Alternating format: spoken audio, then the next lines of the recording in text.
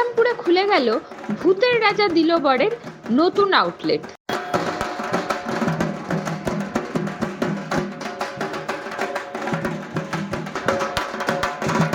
শ্রীরামপুরে প্যান্টালুন্সের ঠিক সামনে অবস্থিত এই আউটলেটটি এক জাঁকজমক অনুষ্ঠানের মধ্যে দিয়ে উদ্বোধন হলো রেস্তোরাঁটির।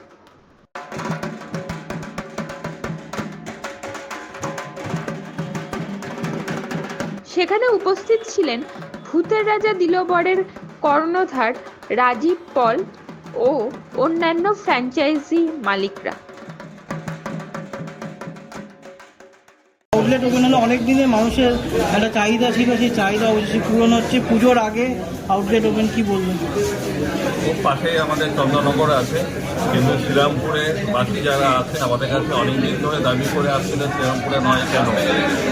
তো তাদের কথা মাথায় রেখে তাদের চাহিদা পূরণ করার জন্যই কিন্তু আমরা শ্রীরামপুরে আসলাম ঠিক পুজোর আগে। কালকে মহালয়া, তার আগে আমরা শ্রীরামপুর ওপেন করলাম এবং তাদের যে চাহিদা ছিল তাদের সেই চাহিদা আমরা পূরণ করতে পেরেছি। এবং আমাদের যে চাহিদা শ্রীরামপুরবাসীদের কাছে যে এখানে যাতে আমরা ভালো ব্যবসা করতে পারি, এর আগে তো 11টা যে আউটলেট ছিল তাদেরও যেরকম বিজনেস হয়েছে, শ্রীরামপুরে যেরকম বিজনেস হবে সেই আশা এখানে আর কিছু বলো? বাঙালি কুইজিন রেস্টুরেন্ট খুব কমে, এটা তৈরি করার জন্য ইন্সপিরেশন কি? ছোটোবেলায় গুপিগান বাগাবাইন তো দেখেছিলাম, এখানে এতগুলো রাজার চরিত্র দেখেছি, যে হল্লা রাজা, সুন্দি রাজা, হীরক রাজা, ভূতের রাজা। এই রাজার ক্যারেক্টারগুলো না আমাদের খুব আকর্ষণ করতো। তো সেইটা মাথায় রেখেই আমাদের যতগুলো ভূতের রাজা হয়েছে সবই কোথাও না কোথাও কোনো না কোনো রাজা আছেই। আমাদের এই হল্লা রাজাটা এখানে বাকি ছিল, যেটা আমরা শ্রীরামপুরে ওপেন করলাম এবং সত্যি প্রায় এখন 100 বছরের উপরে জন্মদিন সেলিব্রেশন হচ্ছে। আমরা এই আউটলেটটা যেটা শ্রীরামপুরে আমরা হল্লা করলাম, সেটা সত্যি দাদা, ভূতের রাজা মানে খাবারের মেনু আলাদা হয়, সবার থেকে অনেকটাই আলাদা হয়। তাই এখানে কি নতুন চমক কিছু থাকছে কি নতুন করে? ব্যাপারটা হচ্ছে ভূতের রাজা দিলবরের যে মেনুগুলো আছে সেটা হচ্ছে অথেন্টিক বেঙ্গলি। এটা লস রেসিপির উপর আমরা কাজ করে যে রান্নাগুলো হারিয়ে গেছে, মা মাঝি পিছিয়ে হাতে যে রান্নাগুলো আমরা পাই না, সেটাই কিন্তু ভূতের রাজা দিলবরে পাওয়া যায়। এবং পুজোর যে মেনু আমরা করেছি, পুজোতে আমরা শর্ট মেনু করে যাতে খুব তাড়াতাড়ি সার্ভিসটা করা যায়, কাস্টমারদের ভালো সার্ভিস দিতে পারি, তার জন্য শর্ট মেনু আমাদের আছে। কুপির থালি, বাগার থালি, এগুলো তো আছে। পুজোর একটা থালি আমরা রেখেছি, এই 2-3 রকমের থালি আমাদের থাকছে, আর তার সাথে আলাদা যেগুলো থাকছে সেগুলো আমাদের আছে। কটা থেকে কটা অবধি ওপেন থাকছে, আর লোকেশনটা যদি একটুখানি বলে দেন? আমাদের এই সব ভূতের রাজা দিলবরই ওপেন হচ্ছে সকাল 11টা থেকে রাত 2টো অবধি।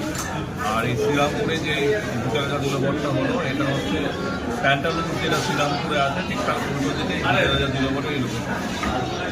ভূতের রাজা দিলবর এখন বড় ব্র্যান্ড, আপনার এত বড় ব্র্যান্ড হতে পারে একটা ব্র্যান্ডকে লং টার্ম সাস্টেন করার জন্য এবং মঞ্চ কী বলবেন?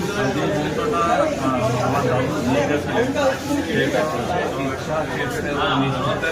যদি এই ইচ্ছা শেষের এবং নিষ্ঠা লিঙ্ক থাকে তাহলে মনে হয় তাহলে লং টার্মে থাকা যায়। কারণ আমাদের এই ভূতের রাজা দিলবরের এটা 20 বছর এবছর করবে এপ্রিল মাসে, 20 বছর আমরা চালালাম।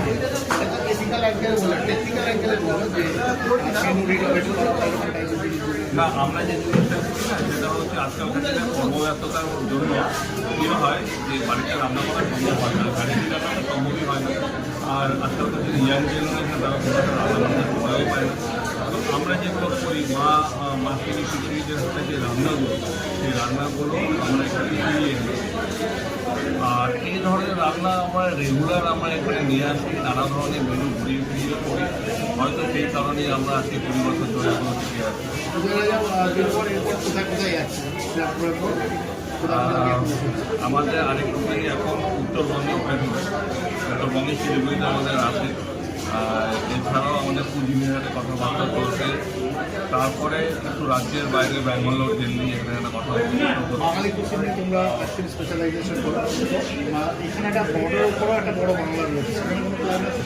যদিও সেখানে রাজনৈতিকটা কতটা ফেভারেবল? এখন রাজনৈতিক আমারও এতটা চলছে না, প্ল্যান প্রোগ্রাম তো অনেক কিছুই ছিল, কিন্তু এই মুহূর্তে সেই প্ল্যান মুখোমুখি রাখা আছে। যদি সেখানে দেখা যায় যে হ্যাঁ রাজনৈতিক একটা স্থিরতা আছে আমরা পাই।